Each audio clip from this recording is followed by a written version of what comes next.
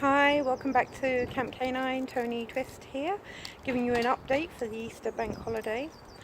So we're Saturday.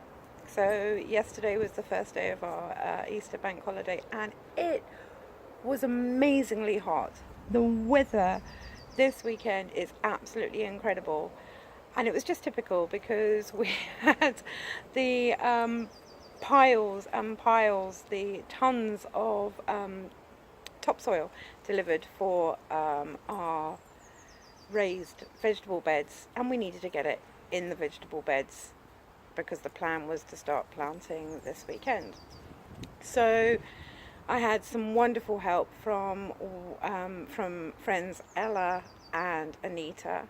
Ella helped me out on Thursday and Anita helped me out on Friday, filling some of the vegetable beds that we have here. We've still got a few to fill, but between the three of us we have filled the major ones, the big ones. So we can start, or I can start sorting out where everything is going to be going, which now leads on to a very detailed companion planting plan that I have been working on. So when I first started, this is my planning book. This is where I keep all my notes. I started off with a weekly list of what I was planting in seed-wise in my conservatory.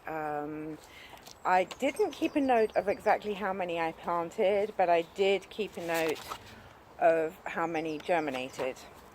So I've got February week 1, week 2, week 3, etc., and which ones germinated.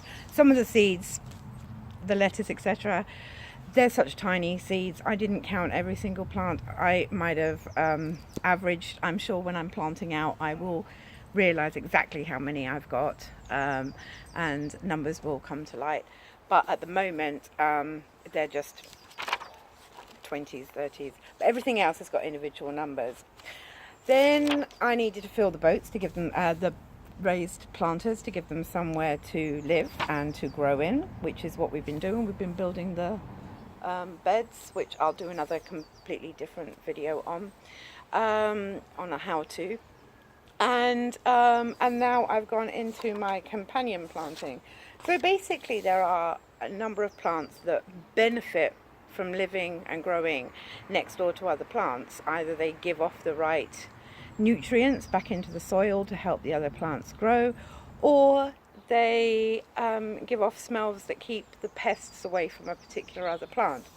So there's all this information on the internet. You can just go and search for companion plants. But basically what I did was I then made my list of plants that I have, and then a list of plants that are companions to them.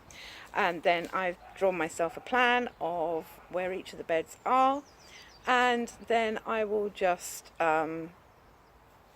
play an organisational game, which is what I'm doing today. So I ache a little bit from all the filling up of the soil yesterday, so I decided I wouldn't do any more soil filling today, and instead I'd get the plants out, I'd expose them to the outside because they've been inside most of their life so far. It's a beautifully hot day.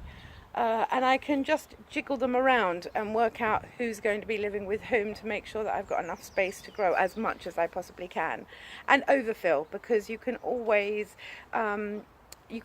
eat, thin out and eat the leaves of most of the plants that are growing as salad greens. So which again we'll do on a different video, but this video was more about what I have planned today with companion. So I'll give you a little bit of a tour of how far we've got so far. So over here we have our pallet beds, and as you can see I've brought out some of the containers of plants that I've got growing to plant out.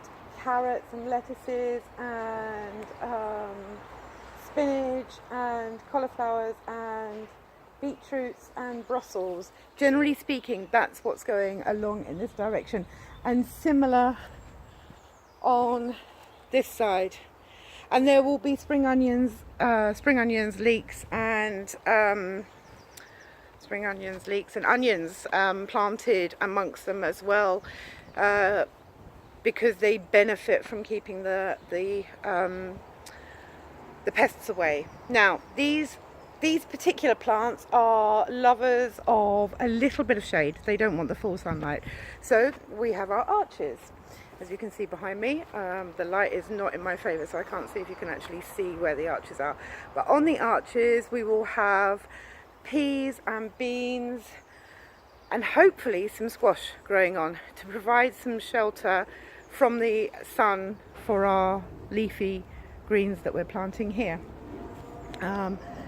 This is one of my my fruit trees that I've got in this year. Okay, so we'll go into this area.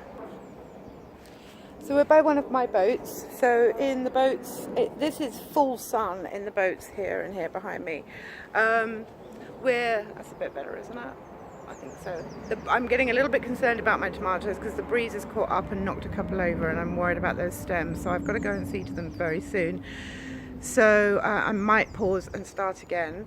But these are the full sun area of the garden, and so in here we have the tomatoes, we have some peppers, some aubergine, and then mixed in between them we have some parsley, some basil, something else, and I can't remember what it is at the moment, but something else that gets rid of pests. Then over here, these ones I haven't quite finished filling up, but the little planters along here have got radishes growing at the bottom in the planters, and then hopefully we will have some cucumbers growing up over the arches. These ones down here, I don't know if you can see that. Where am I? The sun is so bright today. So these pallets here, these lower pallets that I haven't filled yet, they are going to be filled with melons most likely. I need somewhere to plant the melons, and at the moment it looks like the melons will be there. This corner of the garden gets the most sun, so that's where I'm having my sun-loving plants. And then I've got a number of flowers I need to fit in, a number of herbs I need to fit in, and then I've got my squash. And I have got tons and tons and tons of squash, various different species. I seem to have grasped quite a love for squash, so a fascination is probably more precise.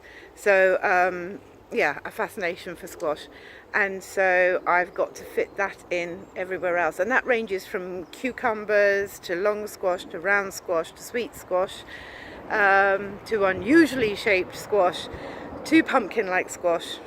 It all varies. So once I've got the rest of these in, I will probably then work on fitting the squash in, because if there isn't a bed available, then a raised bed available, then I will plant into the ground and have them trailing around the bottoms of the beds this year.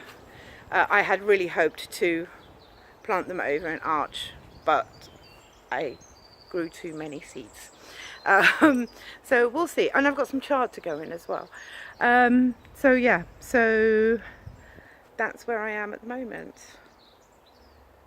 I don't think I've got any more to update you with at this precise moment in time. Just a huge thanks to Ella and Anita for helping me out. And I'll give you another update when I've got some planting done. So take care until then. Bye.